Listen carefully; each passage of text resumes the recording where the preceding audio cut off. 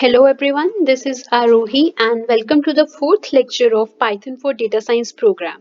Today you will learn how to use statements and loops. So the very first thing is if statement.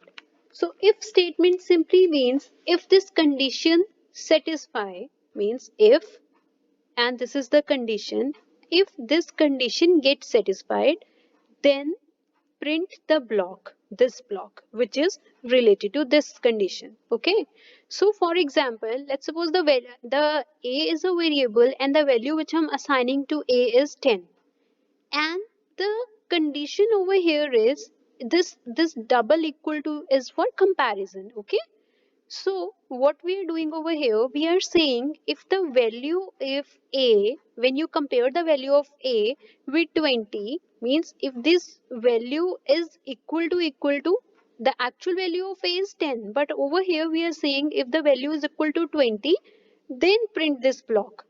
Now this condition doesn't get satisfied because the actual value of a is something else. So you'll not get the output. When you'll print it, you'll not get the output. Now let's suppose if you're using this if condition like this, if a equal to 10, now the actual value of a is 10. Now over here condition is getting satisfied. So now if the condition is true, then the related block will get executed. Over here you can see we are getting the output. Here we were not getting the output. Why? Because this condition is not getting satisfied, so that's why this block is not getting executed. All right, now let's see. Just I have just shown you how to use if. Now how to use if and else also. If else simply means else part, this else part will contain the block of code which will execute if the condition does not fulfill. Okay, means the value of a is 20 and we are saying if the value of a equal to 10, then print this. If this condition does not fulfill, then print this block. Okay, so here the value of a is 10, so condition is not satisfying over here, so this will print the else block. Okay, so this is how you can use else part. And always remember the syntax of writing this loops and statements in Python is like you need to use the follow the indentation simply means, see, how first of all how we are writing, this is the condition, after that you need to write colon. This is the syntax whenever you want to use any statement or loop, for loop, while loop, anything, whatever you want to use, you need to put colon over here. And in next line you can see we, this if is here starting from the very initial point, but this print is, we have given one space and then we are writing print over here. That simply means this is an indentation. Python follows the indentation. So let's suppose if I remove this space and print like this, you'll get an indentation error, right? So this particular code, this particular line belongs to this particular code, means what we are saying is this code is a part of this condition, so you need to do some indentation over here. All right, so next thing is elif.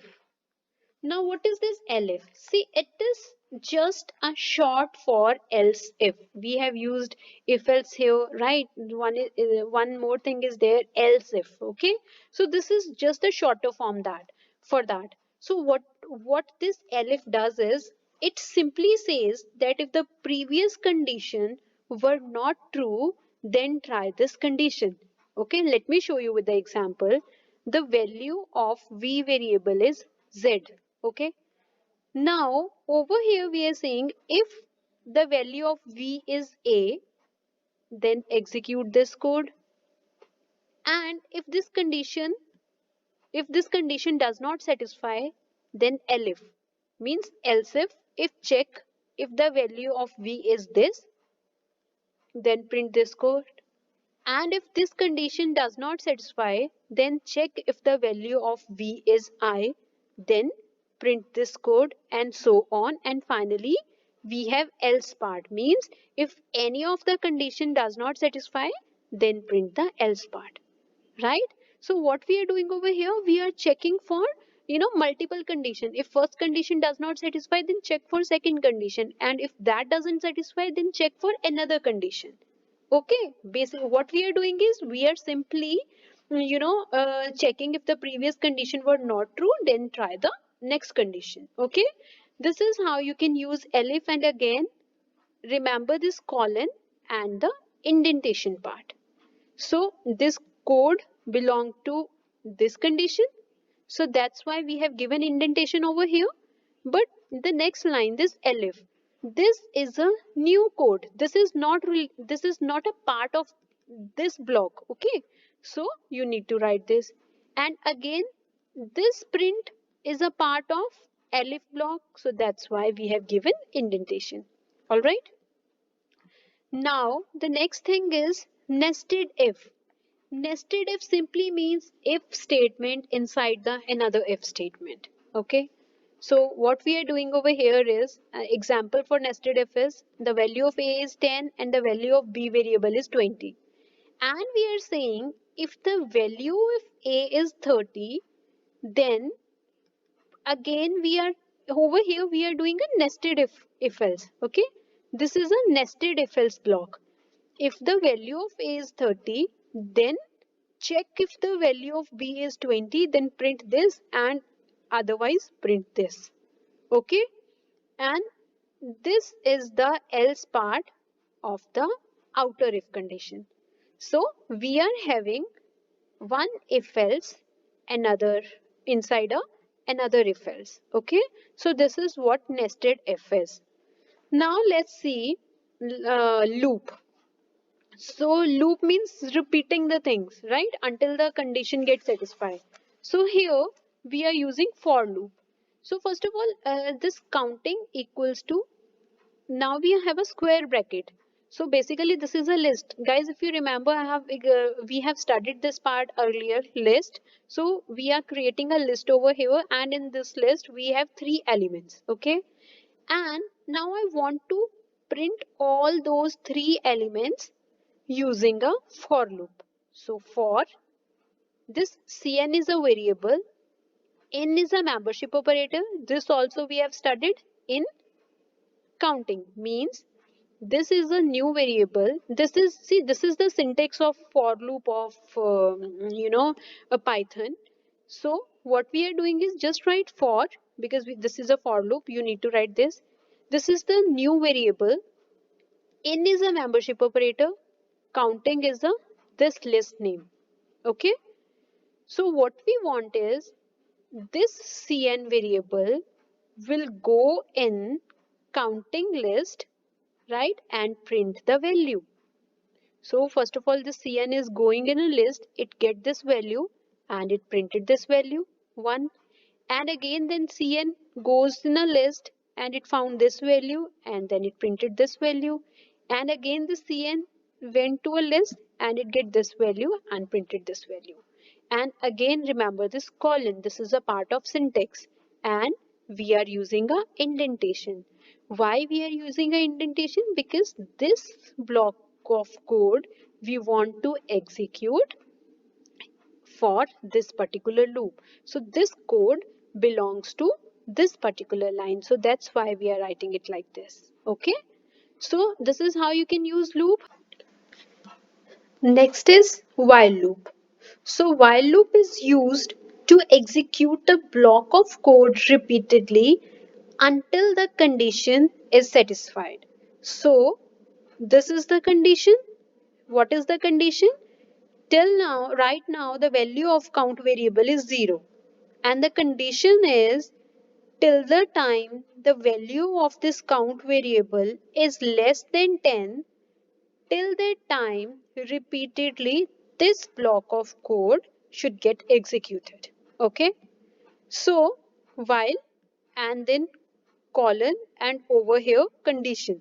So this is the syntax, this is how you write code for while loop. And then we are using indentation because this code belongs to this while loop. We want to execute this code and if this for this particular condition. Okay, so what we are doing is till the value is less than 10, means when this count, the value of this count variable become 10, at that particular time this loop will get stopped and we will get the output till 9. So this is what we are getting over here. All right, and every time when we are printing the value of count, right, and after that we are adding 1 in it. Okay, so this is how while loop work. And now let me show you how this break work. See, break simply means, let's suppose some work is going on and you want to stop that particular code at when specific requirement gets. Okay, let's suppose you want to stop that particular code when that particular situation, you need to mention that situation, right? Let me show you with the example. So the right now the value of I is 0. Okay, and we are using a loop for I is a variable, n is a membership operator, and this range is a function in Python. This is the minimum value of range and this is the maximum value of range. So what we are saying is that range is starting from 1 and it will go till 10. Okay, and inside this loop we have one if condition, and we are saying if the value of I equal to 5, means whenever the value of I becomes 5, at that time we want to break the loop, means at this particular situation, at this particular condition we want to break the code. All right, so what will happen in this particular, what will be the output in this particular case?